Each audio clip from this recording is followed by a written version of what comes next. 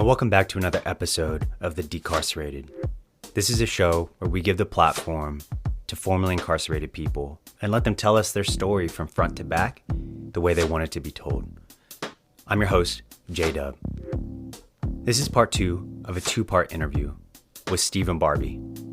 In part 1, we learned about where Stephen came from and what environment led him to where he would eventually go, which was behind bars. We finished the episode just as he was about to be released. In this episode, we're going to hear about that release, and we're going to hear about what happened afterwards. Before we dive into his episode, I'd like to encourage you to do something. I'd like to encourage you to visit relentless.org. There's a link to it in the show notes and the description. Relentless is a new prison diversion and reentry program that's coming soon. And it's our diversion program. It's our reentry program. And we want to teach premier level videography, photography, and storytelling skills to about to be incarcerated people and formerly incarcerated people. We're on a mission to change the stories we're told about all of the things that perpetuate mass incarceration by changing the storytellers. And I would personally like to invite you to join us on that mission. I want to encourage you to sign up to our email list. Every 2 weeks, we send out cool updates about what we're doing, as well as stories that are worth telling and worth sharing. You can also buy limited edition merchandise, thoughtfully designed, hand-pressed, and eco-friendly. It's a great way to support our program. And just a quick heads up, we recorded this interview through Stephen's phone. So in a weird way, it sounds like he's calling from prison. Please accept that audio and don't let it get in the way of his story. Now, without further ado, let's get to it. So, Stephen, you are released from prison and you're sent to the halfway home. What happens next? Well, I still remember that morning when I got released out of Forest City, Arkansas, and catching the Jefferson Line bus. And the thing about the system is, when you get a early release like that, you're still in the BOP, which is the Bureau of Prison. You're still an inmate, and so even though in my mind I'm free, the system still says that you're locked up. And so when I got on the bus, I got my paperwork, and it's actually signed by the warden as a furlough. And so my furlough was from 8:05 a.m. to 8:05 p.m., which means I had to be at the halfway house by 8:05 p.m. And my mom, stepmom, my sister, my dad picked me up here in Kansas City, Missouri at the bus station. And I never forget, it was 7:40. And my dad, he hugged me. And it was funny because he goes to the side of the bus and where everybody's getting their luggage. And I'm like, well, what are you doing? He said, well, I'm getting your things. And I said, Dad, all of my earthly belongings is in this little duffel bag. And he looked at me. And so, of course, he wants to get me something to eat. And I said, Dad, I can't. And he's like, well, why not? I said, Dad, I got to be at the halfway house by 8:05. I don't know where it is. I said, if I'm just 10 minutes late, the BOP will put a escape on me. And that's the thing that families don't understand, that when their loved ones are released from prison, physically, you're free. But emotionally, and as you do your daily things, you're still part of the system. And so I never forget, I checked in at 7:55. I had 10 minutes to spare, and I walked in. And what's the first thing they do? They pat search me. They search me down, and after they go through all of my things. Now, mind you, I came from federal prison, and here I'm going to a halfway house, and they go through all of my things, and then after they go through my things, of course they tell me to put your stuff back in your bag. After they disarray my stuff, it wasn't much, and I go upstairs and. They pull out my paperwork, and the prison system is a well-oiled machine. They had my mugshot, they had my BOP number, And the next thing you know, before I can even get something to eat or even lay my head on a pillow, of course, I had to give a UA. I had to make sure that I was clean as I walked into this federal halfway house.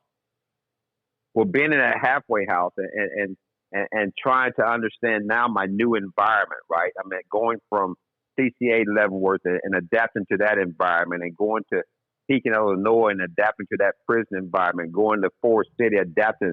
I had to once again, adapt to my new surroundings, and there I was, now I'm at the federal halfway house here in Kansas City, Missouri, and trying to understand now what. Uh, they have what they call orientation. You have to go through their orientation, these classes, right, to prepare you for society. And so it was a week of classes, and you couldn't leave the facility. You couldn't have no visitors until you complete the orientation. Now, mind you, the BOP system says that you have to have employment 15 days after you're released. 15 days. Now, mind you, my first 7 days, I'm still in the halfway house, haven't left. So now, day 8, which means I got a week to find employment. I'm not from Kansas City. I did not have my state ID. I did not have my birth certificate. And what tools does an individual need for employment? You need an ID. You need a social security card. And so here was my first barrier that I had to experience here in Kansas City, getting my state ID. So I go down to the DMV, and all I had was my prison ID and a social security card. And they said, we can't help you. I'm like, well, why not? Well, you need your birth certificate, and you need a ID. And I said, well, I'm coming here to get my ID. And they said, well, I'm sorry, you need these two materials. And so then I go up to I hadn't got my birth certificate. I take that back. So I go to the place to get my birth certificate. And of course, they say you need your social security card and your ID. The place that Social Security says you need your birth certificate and you need your ID. And so you see the here I am on this merry-go-round. Here I am going from closed door to closed door, but the system says that I had to gain employment. Well, I was very fortunate because I was born in the state of Missouri. I was able to get my Missouri ID. I mean, my Missouri birth certificate there at 2400 Truce. And it was interesting that day because my counselor only gave me one bus pass. And I said, well, how am I supposed to get back? And his exact words, that's your problem. And so I'll never forget, I walked from 1514 Campbell, didn't know the bus system yet, and I walked all the way up to Truce, got my birth certificate, came back. For me, that was a big accomplishment. And he says, what about your ID? And I said, well, I couldn't get my ID until I had my birth certificate. So I'll never forget, he gave me a 2-hour pass for the next day. And of course, I did not know where the DMV was there in downtown Kansas City, Missouri. And so what did I do? I walked. I was very fortunate that it wasn't a long line. And so I get my ID and I come back, because the same response. He only gave me one bus pass. And so I had my ID, I had my birth certificate. And it's interesting because the system talks about, we're equipping these men and we're giving them everything they need. But they do not give us, and I say this time and time again, they give you a care package going in. They give you your shower shoes, your toothbrush, your toothpaste, your first thing of deodorant. But on the way out, they don't give you a care package. And I believe that in that care package, that the prison system at least should give you your birth certificate, your social security card, and a state ID wherever you get released. Because those three tools is so vital to gain employment. So now I'm almost 2 weeks in, and I never forget. I was incarcerated for 44 months, and in my whole time of being in prison, I never got one write-up. I never broke any prison rules. I never got sent to the hole. My first and ever write-up was there at the halfway house, and you know what it was for? Because I was unemployed.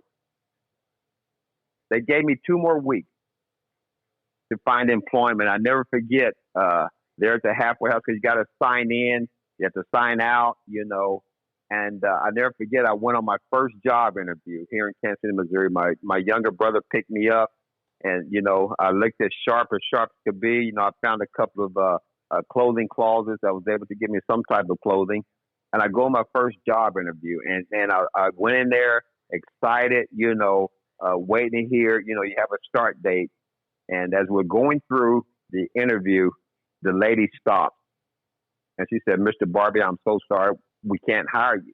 I was like, "Well, why not?" And she said, "Because they had contract with a bigger company, and the bigger company said no felons, period."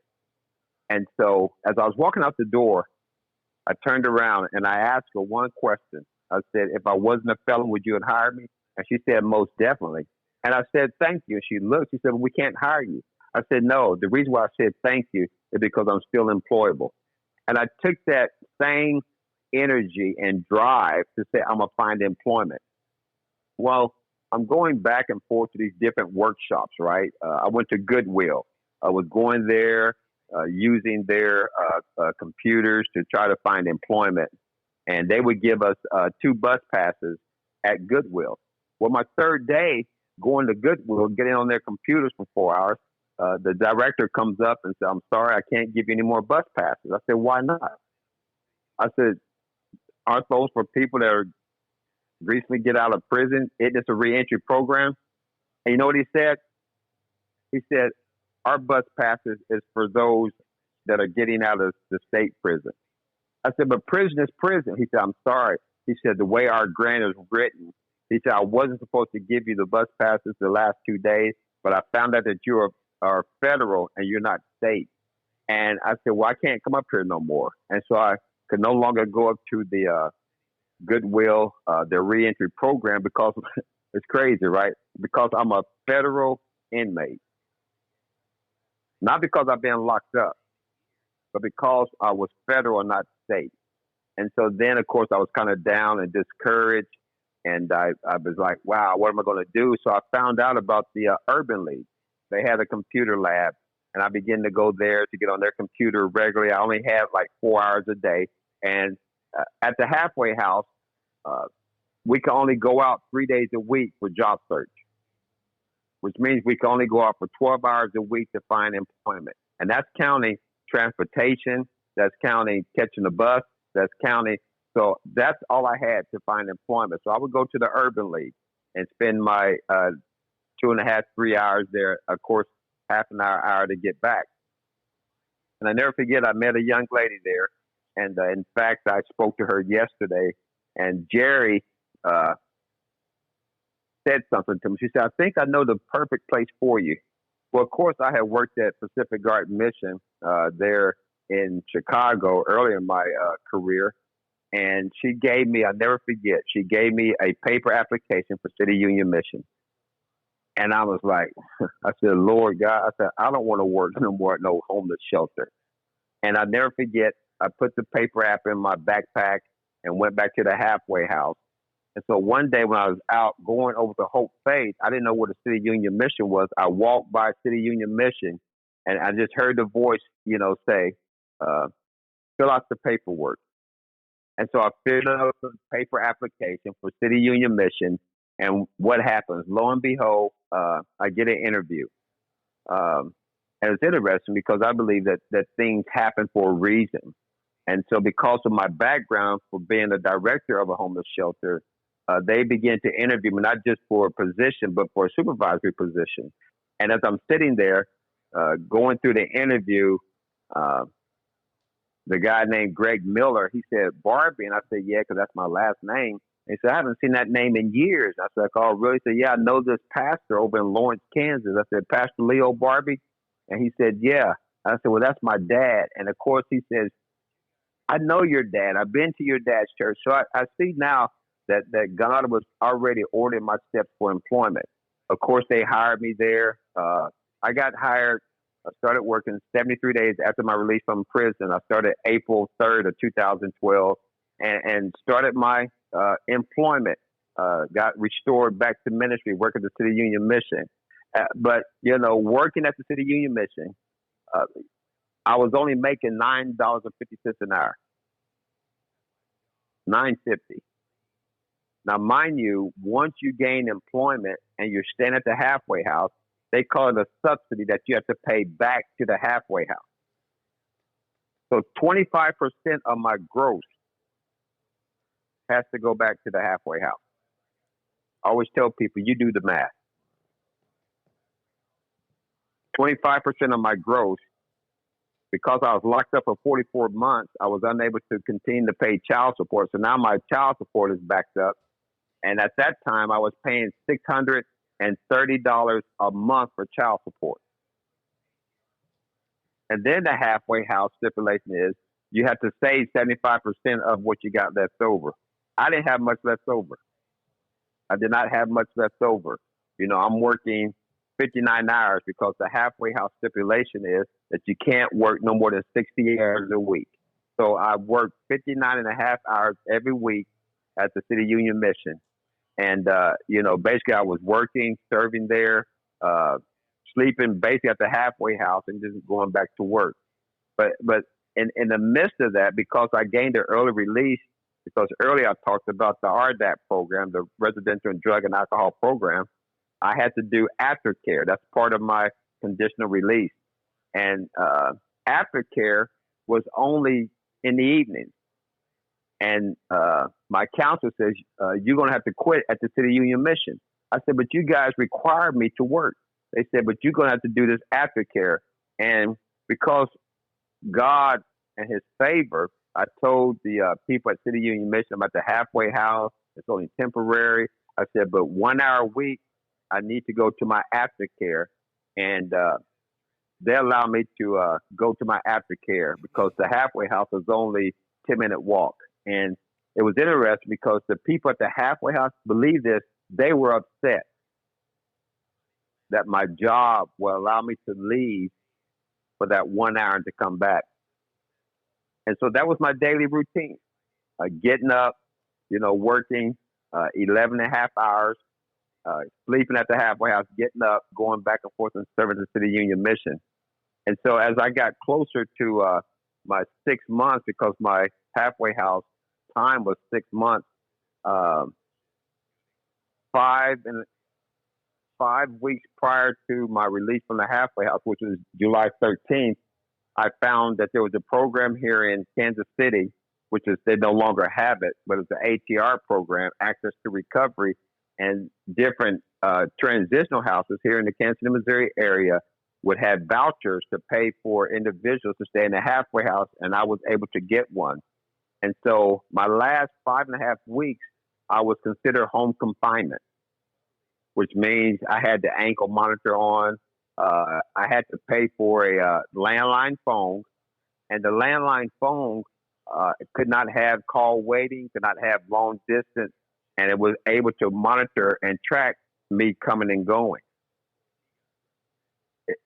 Having that, right, I had to, when I went to work, I would have to call this number. This is Mr. Barbie. I'm on my way to work. I had 1 hour to leave where I was laying my head to get to work. When I get to work, immediately when I walked in, I had to call and say, Mr. Barbie just arrived at work. Because the BOP still sees you as an inmate. Your family members think that you're free. And so for the next 5 weeks, even though I was at a transitional house, now the crazy part about it, right, I had left the halfway house, then at a transitional house with a leg monitor on. And don't you know, I still have to pay that 25% subsidy of my gross. And that's crazy. I'm not even laying my head there. So I'm paying for a bed in the halfway house because the system said so. And I'm not even laying my head. And you talk about the different barriers and how they put burdens on these individuals. That's really why a lot of individuals say, man, forget it. I'll just go back. And so I'll never forget, they could call my job. And I told my employer there at City Union Mission, they're going to call twice every shift that I'm working. And that's what they did. They would call. I have to answer. I'm still at work, hang up. And I never forget, there was one guy at the halfway house. And he said, Mr. Barbie, I never forget, it was a subtle threat. He said, I'm looking forward to one day. And I said, well, what was that? He said, the day that I get to write you up. And I said, well, you know what? That day had never happened.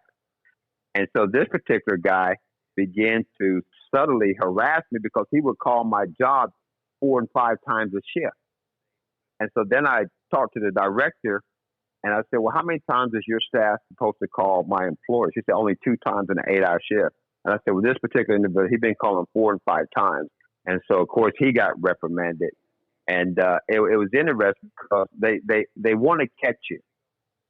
You know, they want to catch you and send you back. I saw several men. We used to call them, here comes the handcuffs. You can hear them coming down the hallway. And it wasn't a week that I was in a halfway house that somebody wasn't being sent back to prison. And that's the sad part because certain guys just give up, you know, and they just say, you know, let me go back. I remember I only had 2 weeks to go, staying at the halfway house, staying at the transitional house, having the leg monitor on, calling in. I only had 2 weeks to go. And I had all of the halfway house numbers programmed in my cell phone. And one day, the counselor, right, he calls me. He said, Mr. Barber. I'm like, yeah. He said, where are you at? I said, I just called in. I'm at work. He said, well, you better be at work. He said, because I'm walking through your front door right now. And I meant, you know, I've always, since my release from incarceration, told myself that I am now a law-abiding citizen. Now, if I had not been at my job, they would have put escape on me. And that's just the nature of some of the individuals that works in the prison system.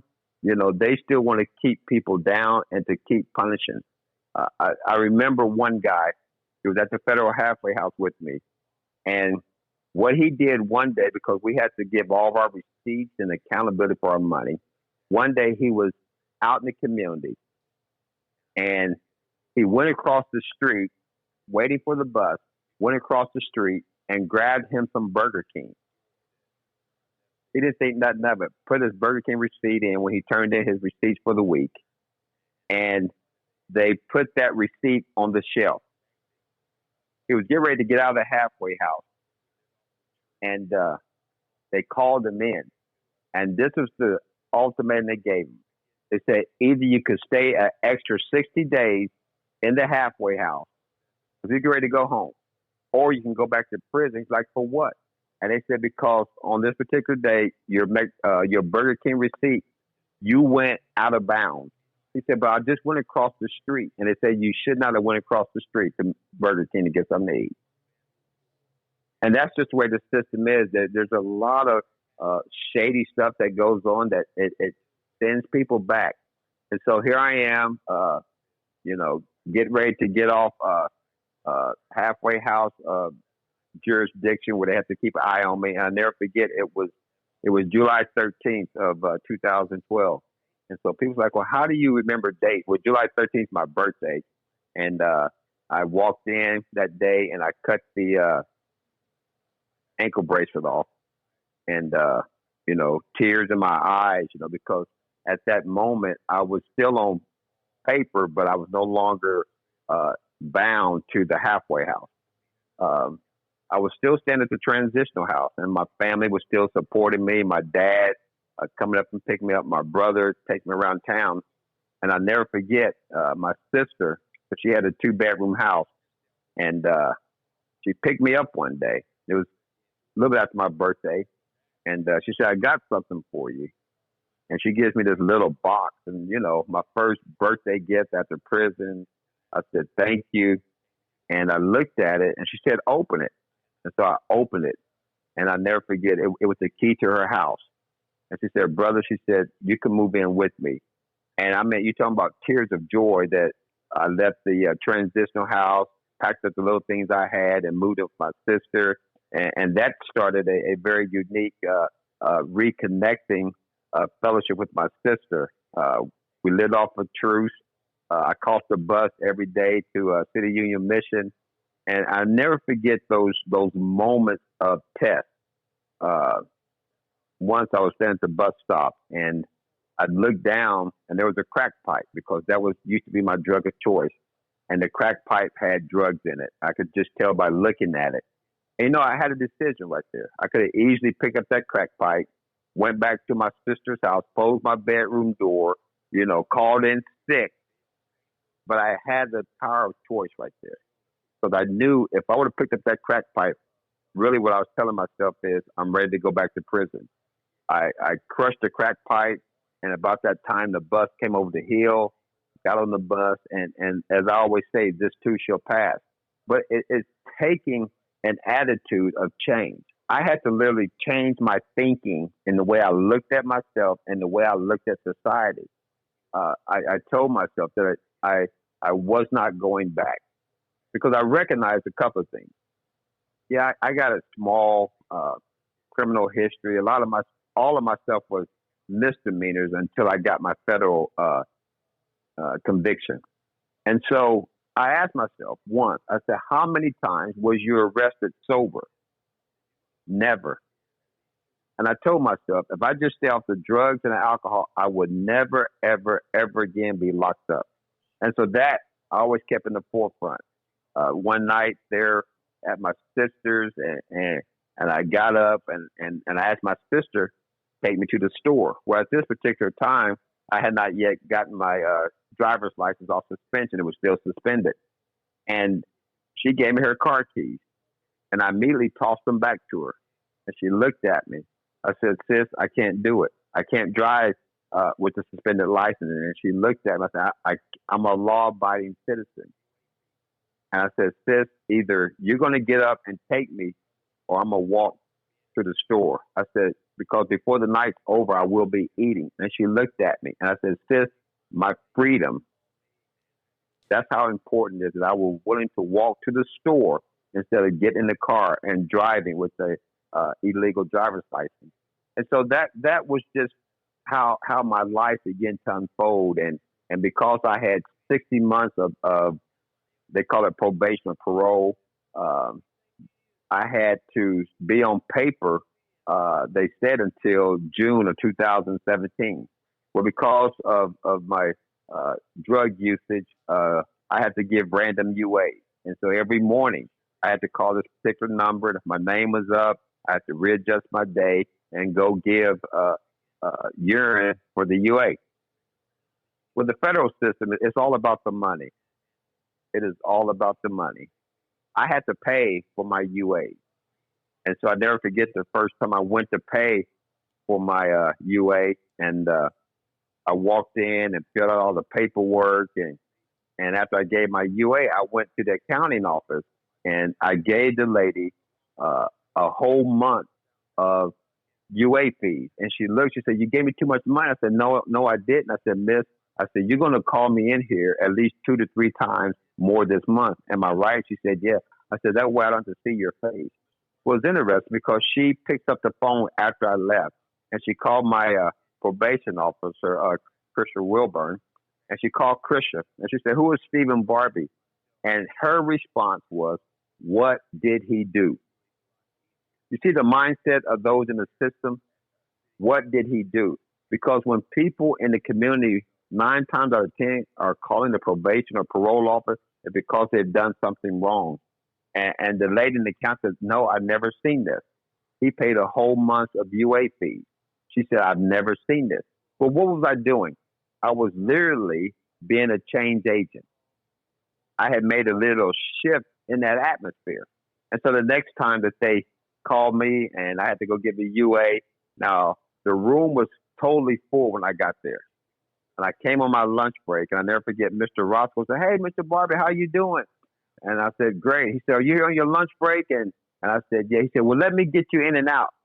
Now, everybody else that was sitting in there, they got to grumbling and, man, who he think he is? He butt in front of me, and I've been sitting here for half an hour.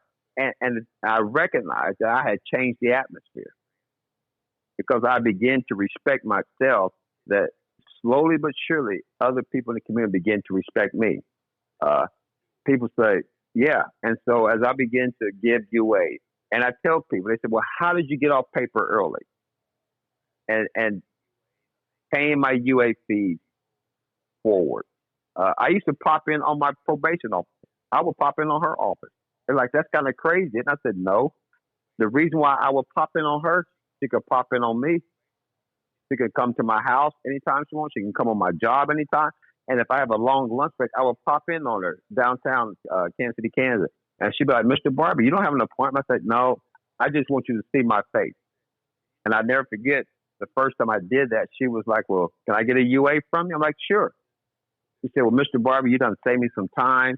She said, I'll see you in 2 months. And she said, matter of fact, I'll call you the next time I need to see you. And so the more I show myself accountable, it made my post release a lot easier. I continued to work there at City Union Mission and, being faithful, getting pay raises, getting promotions. And I knew that I could get off paper early. I knew it. And 12 months into my post release, I asked Krisha, she said, no, won't you wait another 6 months? And I said, okay. I haven't broken the law. I was no longer having to do random UAs because for 5 months I had all negative UAs. So she took me off the random UAs. And so 18 months, I said, you think I should do it now? And she's like, well, why don't you wait? I said, okay. And I believe that God speaks to you if you have an ear to listen. And so one day I just heard the voice say, let the judge decide. And so I got a hold of a lawyer. Her name is Shay Ramsey. And I said, I would like to file a petition because a lot of people, you have to file a petition in order to get off paper. They just don't do it. And so she said, well, why do you think you should get off paper early? And I said, I've been a law-abiding citizen. I don't have no fines. Didn't have any UAs. I've been gainfully employed since April of my release. And because of the way the system is, Shay Ramsey's office was in the same building with my probation officer. And so she called my probation officer and she told me to be quiet. And she was on speakerphone and she said, Trisha, did you get this email that everybody else was talking about? And she's like, which one are you talking about? And she said, girl, I can't remember. She said, do you know Stephen Barbie? And she's like, oh yeah, he's one of my personal probation. She said, well, what do you need to know about him? She said, well, what can you tell me? She said, oh, he's one of my best and I don't have no problems with him. And so the whole time she told me to be quiet. And so she hangs the phone up. And she said, Mr. Barbie, I will file the petition for you to get off paper early. She said it may take 3 or 4 months. You know how the system is. And I said, I understand. And 1 week later, she called me. And she said, I don't know what God you serve. She said, but we got court this week. And we went to court that day. The same prosecutor that prosecuted me, that rendered my evidence against me to get my 70-month sentence, the same prosecutor was there. The same detective from Lawrence, Kansas was there. And of course, in court, the government can always go first. And they stood up and they said to Judge Lundstrom, the same judge that rendered me sentence, said, Mr. Barbie's a menace to society. You see his track record. And I'll never forget, Judge Lundstrom said, do you have anything against this man since his release from prison? And if you don't, I'm telling you to sit down. Well, of course, they didn't have nothing on me. And they sat down.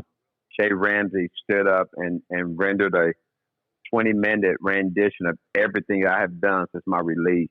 And March 3rd of 2014, not June 17th, not June of 17, but March 3rd of 2014, he hit the gavel and closed my case. Man, I cried. Krisha Wilburn, my PO, was in the courtroom. She cried and gave me a hug. And it was that day when I stepped back on the sidewalk there at 500 Kansas Avenue, the federal building, my foot hit the sidewalk, that I regained my voting rights. And that's the thing. A lot of people that have gone through the system because they're felons, they don't realize that you can regain your voting rights back. The only thing I had to do was refill out my voting rights paper. The next election, I was there voting. And because I know the information, a lot of individuals don't know information. I say information is power. A couple of elections back, there was 500,000 felons in the state of Kansas that could have voted that didn't. And that's the reason why we have to tell the story that is truth. After I walked out, got my voting rights back, after I quit crying, and things just begin to happen. This is 2014. By this time, I had left City Union Mission. I started working in home health care. And of course, because of my leadership skills and work ethics, I was promoted to a coordinator. Even as they say, being a felon, I was able to be over 3 locations with 10 consumers and a staff of 20. Where I used to fully staff these 3 homes 24 hours because they were adults with Prader-Willi, which is it's a eating disorder, and those that has a Prader-Willi syndrome, they can literally eat themselves to death. And so I had to watch what they eat. I had to make sure that the staff was always there 24/7. Well, it's interesting because getting out of prison, I was making 32,000, which for 3 years away from prison, 2 years away from prison, that's not bad money. 4 months after promotion, the director, the owner of the company comes and says we got to do a budget cut. We got to let all middle management go, which was me. And I'm just thinking like, wow, now what? I'm there. I'm just like, I just lost my job. And of course, I started second guessing myself, right? Maybe I should have stayed at City Union Mission making $9.50 an hour. Maybe maybe I made the wrong decision. And for 7 weeks, I was unemployed. 7 weeks. And one day, I never forget, I had on a T-shirt, basketball shorts. I was depressed. I was literally down. And I just got in my car and was just driving around Kansas City. And I drove down 31st and Holmes. I was heading back north because Holmes runs one way. And I see this old firehouse with the name on the front, Metro Lutheran Ministries. And I get about a half a block. And once again, I hear a still small voice say, go in there. And I kept driving for another block, and I heard it once again, now. And I turned my vehicle around, and I walked into Metro Lutheran Ministries, and I say, excuse me, do you guys have any openings? Are you hiring for any positions? And the receptionist says, let me make a phone call. Well, she called upstairs and spoke to a man named Jim Glenn. And Jim was the executive director of Metro Lutherans. Jim tells the receptionist, no, if we have any openings, we post them on NP Connect. Well, when I got home, because the way LinkedIn professional website works, it connects you to different people that works in the same arena as you. Well, when I got home, whose picture for connection is right there on my computer? Jim Glenn. I immediately reached out to him as a friend request. He hits me back. I heard you was in my building today. I hope and pray that your employment endeavors are successful. The very next day, I look on NP Connect, and there's a program coordinator's position at Metro Lutheran Ministry. And so immediately I got my resume together, cover letter, sent it in. I'm like, well, okay. Well, 2 weeks later, I get a phone call. A young man says, hey, we're interviewing. Are you still interested for this program coordinator's position? And of course, I said, yeah. So I went in for my first interview at Metro Lutherans. This is July of 14. And I go in, first interview, hit it out the park. It was on a Thursday. They called me back Friday for a second interview for the following Tuesday. So I go in for the interview. It's a young man named Jacob Bosch, and here comes Jim Glenn. He's the executive director, part of the interview. I go through the interview, tell him, about my professionalism, my, bachelor's degree, working at a homeless shelter and all that. And then, of course, I told him about my setback of my incarceration. And he looked at me. He said, I never met a man that is so well rounded. He said, with your professionalism, he said, but with your struggle, he said, you're a whole man. And so before the interview ended, he said, I got one question. And I said, well, what is that? He says, I'm good friends with a pastor in Lawrence, Kansas with the same last name as yours. Are you any kin to him? I said, that's my dad. And Jim looked at me. He says, I know your dad. I know your family. Well, 2 days later, they called me with a salary offer, and I started serving and working at Metro Lutherans here in Kansas City, Missouri. And the great thing about Metro Lutherans is a well-respected non-for-profit organization here that does rental assistance, food pantry, IDs, birth certificates, and things of that sort. Well, as program coordinator, I was able to begin to live out my passion here in Kansas City. Because of the services, it put me on the platform that I'm still living and serving from that same platform today. I started getting to network here and going to different events and meeting people with the same passion of serving the homeless and serving the reentry community and just that. And sometimes people ask me, well, how did you get where you're at? And one time I was in the community at an event at the community college and networking before the event started. And a young lady walked up to me, which I know, Corey Thiessen. She's the reentry coordinator there at Leavenworth Federal Prison. And she came up to me and she asked me, she said, Stephen, I got a problem. I'm like, well, what's that? And she said, I got this big event next week at the Leavenworth Federal Prison. He's my guest speaker. He doesn't return my phone call. He doesn't return my emails.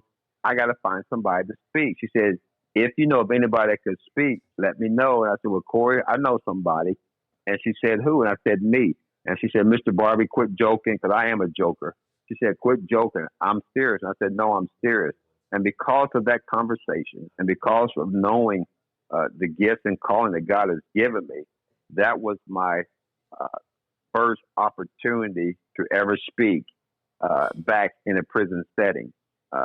Warden May wrote me a letter, and ever since that time, those opportunities come that I've been able to go and speak in Ellsworth Prison, Hutch there in the Kansas Department of Correction, the federal prison down in Springfield, Missouri, Western Missouri, St. Joseph, Bowling Green, Algoa, and just to name a few of the prisons. Since my release from prison, I'm able to go back and either be the featured speaker. I've been able to go in and to share my story. Whereas I continue to serve at Metro Lutheran, it's like a baseball glove in a hand, right? It's just a perfect fit. Things just started coming together. Metro Lutherans began to empower me, begin to trust me, and that really just gave me the confidence to live out daily my passion. Metro Lutherans gave me a pay raise and just began to say, you are the face of Metro Lutherans. We thank you for everything you've done. Metro Lutherans got a big grant from Missouri Department of Corrections, and they literally let me facilitate that whole grant, because everyone as a part of that grant was individual. It's funny, that was staying at the halfway house there at 1514 Campbell, was on either probation or parole. So I knew the people that I would meet every day. I remember one time a guy comes into my office and he said, man, I can't get a job. And I said, well, why not? He said, I'm a felon. I said, okay. I said, but how come you can't get a job? And he said, man, didn't you hear me? I'm a felon. And I said, sir, that's not the reason why you can't get a job. I said, because of your attitude. I said, sir, if I had a business with an opening, I wouldn't hire you. And he said, why not? I said, your attitude will destroy my company. I said, if you change your attitude, you can change your results. And he said, well, how can you say that? And I told him, I said, I used to be on paper. I've been in prison. And he looked me in the eye. He said, well, how did you do it? And so it was at that moment that I could give him part of my story as a part to inspire him that he can overcome the current barriers that he's in. And so as we move forward, just working there at Metro Lutheran, uh, sometimes, life is a life of cycles and seasons. Uh, I knew that my time was up at Metro Lutheran, and I went and I worked at this one agency that did reentry, and I'm very comfortable in who I am as an individual. This particular agency did reentry, but their whole staff was white, and they're serving men and women getting out of prison. Now, you and I both know with mass incarceration that minorities are 60, 70% of those incarcerated. So this agency was all white and all women. And so they reached out to me and I said, listen, the only reason why you want to hire me is because I'm black and I'm a male. Well, I went and I worked there, but I wasn't there too long. Uh, just because they didn't know me. They just wanted me, but they didn't know me, and so they tied my not physically, but literally, imagine they tied my hand behind my back. I couldn't do a lot of things anymore, and I began to get frustrated. And a good friend of mine, Jeff Lee, me and him actually met there at the Federal Halfway House there in January. He was working at another agency here in Kansas City, Connections to Success. And Jeff called me one day and he said, "Hey, bro, how's it going over there?" I said, "It's not." He said, "I can hear it in your voice. What's going on?" And I said, "It's not what I thought." Well, Connections to Success had a position as an outreach coordinator position that was posted and now closed. Well, Jeff Lee goes to the executive director here in Kansas City, and his exact words is that you can't keep a stallion in the stall. And the executive director's like, "Well, what are you talking about?" And he said, "Well, they got Stephen Barbie in a stall."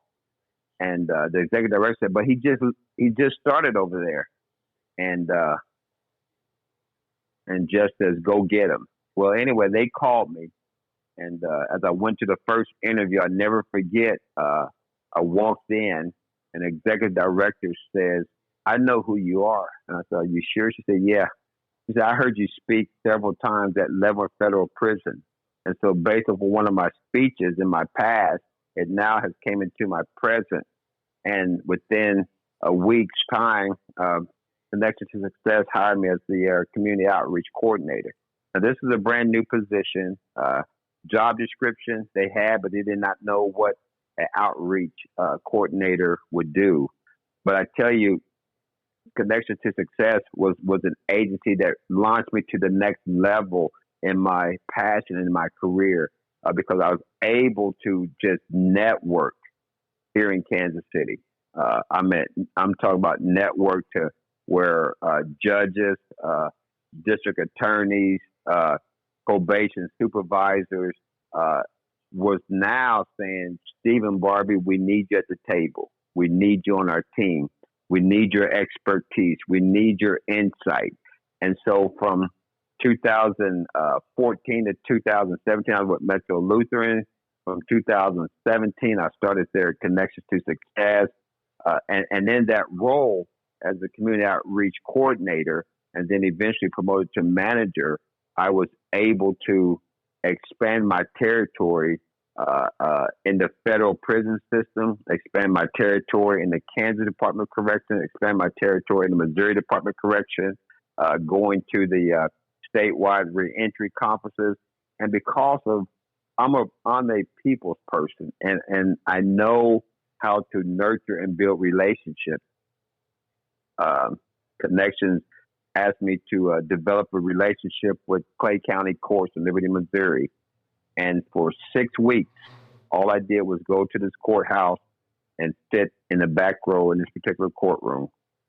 And finally, the judge in this courtroom says, "Mr. Barbie, can you come and approach the bench?" He says, "I'm going to give one of my clients off of my docket an opportunity to go through Connections program, because Connections has what they call a personal professional development training program. It's for 12 days. And she gave that person a conditional release to go through our program. person goes through the program, comes back, gets a job, and as I say, the rest is history because out of that relationship with Clay County and out of the partnership, there was over 100 individuals from Clay County courts that actually went through the connection program and completed it. And it's because of being consistent, being truthful, and being honest. And because of that relationship, we developed a parenting court program, which I am still a part of today. Even since I've left Connection, I'm still a part of the parenting court program. And the uniqueness of this partnership and friendship and relationship is that the judge and I have actually traveled the country giving presentations at like the Fatherhood Conference there in Minneapolis, Minnesota. We did the Fatherhood Conference there in Richmond, Virginia. They had a big federal conference here in Kansas City, Missouri. We went out to San Diego, California, and spoke at the Native American National Child Support Conference. And the uniqueness of it, right? A Caucasian judge standing next to a former individual that was incarcerated. Now that's a powerful message in and of itself. And so just where I am today, living out my passion. You know, my imprisonment broke me, but in the midst of my brokenness, I'm able to understand people that I meet every single day. I was at Connections for 3 years, and now I can pick up the phone and call a warden. I can pick up the phone now and call a judge. I can pick up a phone and call a district attorney. I can pick up a phone and call the halfway house. The same one I laid my head, I could call there. You know, I can go back in there and be a light in a dark situation. A lot of people are just existing. Very few people are living. I can honestly say my experience has made me to live life every single day to the fullest. I tell people that I hated prison, but I love prison. And they're like, well, how can you say that? That's an oxymoron. I hated being locked up and away from my family, but I love prison because it made me who I am today as an African-American person of influence.